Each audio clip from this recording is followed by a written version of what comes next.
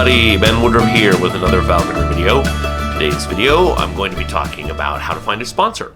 I've had several people online ask me to cover this specific topic, so I'm going to try to address it the best I can.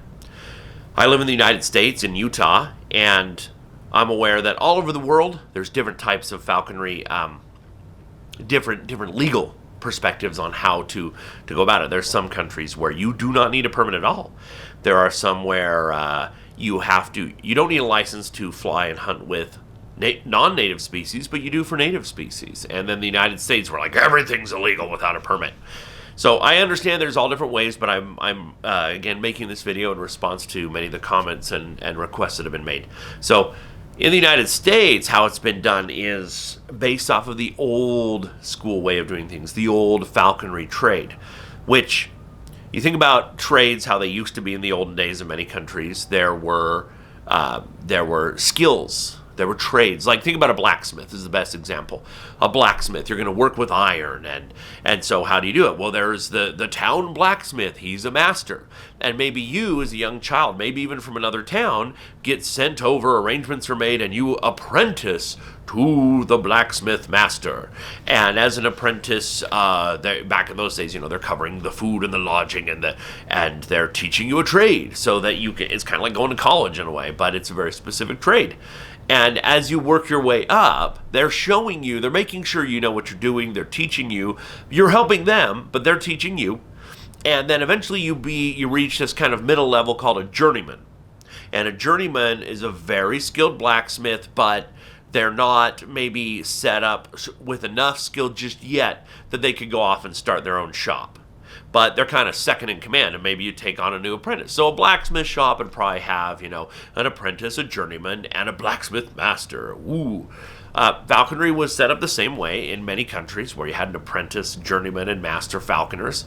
And that system worked well enough that when the laws were put together to govern falconry in the United States, they followed that time-honored tradition. They gave the names a slightly different version. You were an apprentice class falconer, and instead of journeyman, a general class falconer and a master class falconer. And each level gave you some new opportunities. And general and master class falconers could sponsor apprentices. So this was put in place in part to make sure that, so you're a general or a master helping an apprentice is called a sponsor. They sponsor you, they oversee you, they help you out, they make sure that you are safe, you are okay, that bird is healthy and alive and hunting. Remember, what falconry is a hunting sport. It's to train a bird of prey to hunt with you, to be a companion and to hunt. It's not a pet, it's not it's not just a fun, exotic, cool animal to keep. It is hunting. And so that takes a lot more than just upkeep. You think about a zoo able to keep, we got this eagle on static display in a big fly pen. Give it food, have good perches, clean water, you're good. There's much more to it than that with actual falconry. And it's set up then with a sponsor to help you out. But it can be difficult to find a sponsor. I know a lot of people have trouble with that where they're like, hey, I'm asking falconers in my state and I'm just hitting dead ends. What do I do? How do I go about doing this? And so one thing to keep in mind for sure is the perspective of your prospective sponsor. They are a stranger to you. They are a person with their own life. Now, for you, let's say you're you're gung-ho, you're excited, this has been a lifelong dream. You've read all the books, you've watched YouTube videos, you've taken your falconry test issued by your state and you've passed. You've amassed equipment, you've built a mew, and you're like, all right, I'm ready to go. I've worked so hard. Come on, let's make this happen. And then you can't find a sponsor. It's easy to get kind of like this, what the heck? Hey, come on.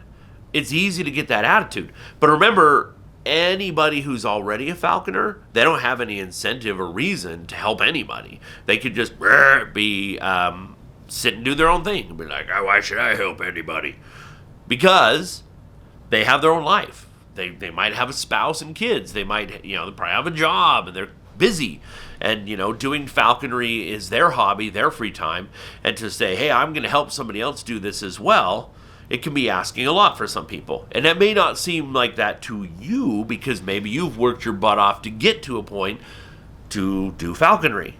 And so even though you may be frustrated trying to find a sponsor, that's valid. Just also remember that your potential sponsor might be like, well, who are you? And I'll tell you who you are. You're a stranger. You're a complete stranger. And I'll get to that in a few minutes here. When you are going about this, again, there are some states that help you out where they'll have an apprentice coordinator that'll jump in and help you find somebody. In some states, the government wildlife agency will help you find a sponsor. But a lot of states, you're just kind of on your own. And that, of course, can be very difficult. So have a humble attitude. Be respectful of any potential sponsor when you're talking and trying to learn. If you have that attitude of, hey, sponsor me now, then that's very off-putting. Also, if you come across as just wanting an exotic pet, then that will drive potential sponsors away faster than anything. I can't tell you how many people, we joke about it in the falconry community, people who'll be like, hey, I want to be a falconer. Cool. You start talking to them and they say, yeah, actually, I'm not really into the idea of the hunting part. I just ultimately want an owl as a pet. And it's like, well, and we joke about that because we hear that so many times from people, and that's not what falconry is. Now, you may come to an interest of the sport from something like that, of the idea of an exotic pet or being able to work with wildlife, or maybe you want to teach and do education, but those things aren't really what falconry is. There may be times where that happens, but that's not what it is. I'd recommend watching, I wrote a video saying, what is falconry really? It's a couple of videos back. Check it out, because that is okay. If you're like, hey, I love birds of prey. I don't want to hunt, but I want to work with them. In that video, I discuss other opportunities that people have to legally work with birds of prey other than falconry. And maybe one of those avenues is better for you. And there's no shame in that. But if you are trying to be a falconer, you need to understand the goal is to get your bird flying and hunting. And that's really the whole point of it. So how do you actually find a sponsor though? How do you track them down, and how do you get some help? Remember I said earlier how you are a complete stranger to a potential sponsor. So if you weren't a stranger, that's the best way to go about it. I recommend to people definitely reach out to your local falconry club, talk to anybody you can in it, club president, apprentice coordinator, anybody, and just say, instead of saying, I'm looking for a sponsor, say, hey, I've been studying falconry, I'm working to become a falconer, I want to understand it. Please, can you find somebody that would be willing to let me go out hunting with them? I want to see falcons fly. I want to see hawks fly. And hopefully they can find people that are willing to go say, hey, sure, meet me at this time and place and we'll go out hunting. When you do that, you, first of all, you and most importantly, you get a chance to make a friend, to actually show who you are and become a face rather than just a random person calling them up. You can offer to help flush games, to take your walking stick and beat the brush and flush out rabbits or pheasants or whatever they want you to do. Be humble in those circumstances and be teachable.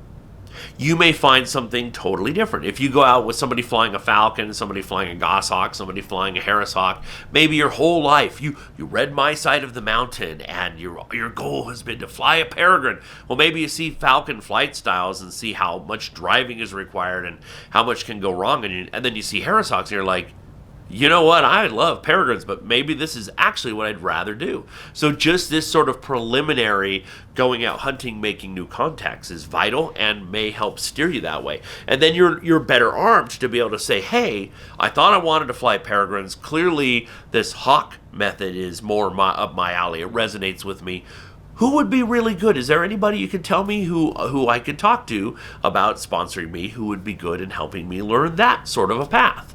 And that is a much better way to go. The more you attend falconry events, the more you talk and interact with falconers, and do so humbly, then the more you're going to learn.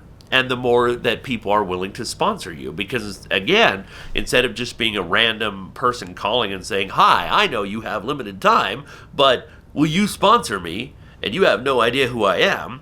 Instead, it's like, hey, it's this cool person who we've been out hunting several times. They seem like a good ship. Yeah, I think I'm going to sponsor them. they have that role, a sponsor does, to help you out. And if you don't listen to what they say, then you have the problem of you have made a sponsor look really bad. Like, oh, there's so-and-so's apprentice. Look what a tragedy they ended up.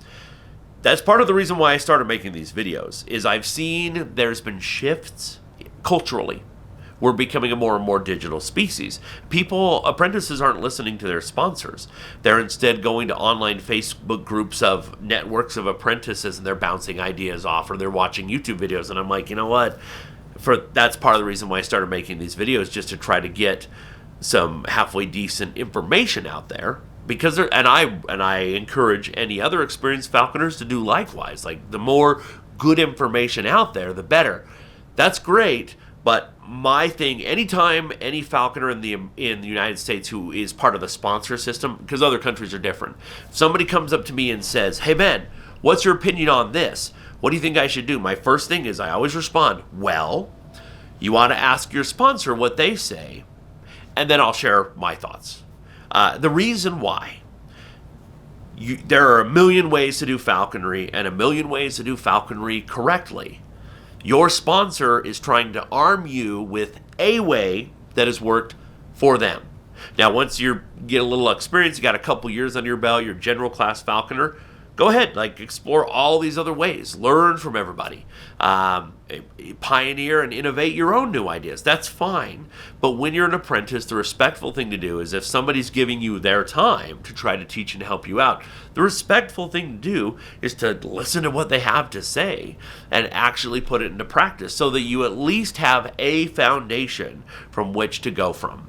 If you don't listen to your sponsor and you're just like, I'm listening to everybody, all these different Facebook groups, and then it's easy to have just a really sandy foundation that won't hold up. You got to have somewhere to start, and your sponsor, that is what they are there for. So again, always be respectful of the sponsor's time, and be humble, be teachable, especially in those early years. Try to be a little thick-skinned. Falconers are very opinionated. It's understandable. It's a sport of passion. You're going to have passionate people who are like, oh, this person's wrong. It happens, but be a little thick-skinned, but be teachable. And again, get out into the community, go to as many events as you can, talk to people, introduce yourself, ask, learn, ask them about their birds, ask them what got them into falconry, ask them why they think the species they're hunting with is a great bird to hunt with, and learn all you can. Become a familiar face, become part of the community, and then that makes it very easy for somebody to take you on as an apprentice, because they know who you are, they know you're not just looking for a quick way to get an exotic pet, and they know you're committed and really willing to go out and do the effort it takes to properly hunt and fly a bird. So that's my 2 cents on the subject. I can go deeper, but I hope that covers the basics. Again, feel free if this seems overwhelming and you're like, well, I do want to work with birds, but I don't want to hunt with them. Again, look at my video, What is Falconry Really? And it does give some good suggestions on other avenues you can go to still receive training and work with birds of prey. But again, I appreciate all your comments and your suggestions for upcoming videos. And as always, happy hawking.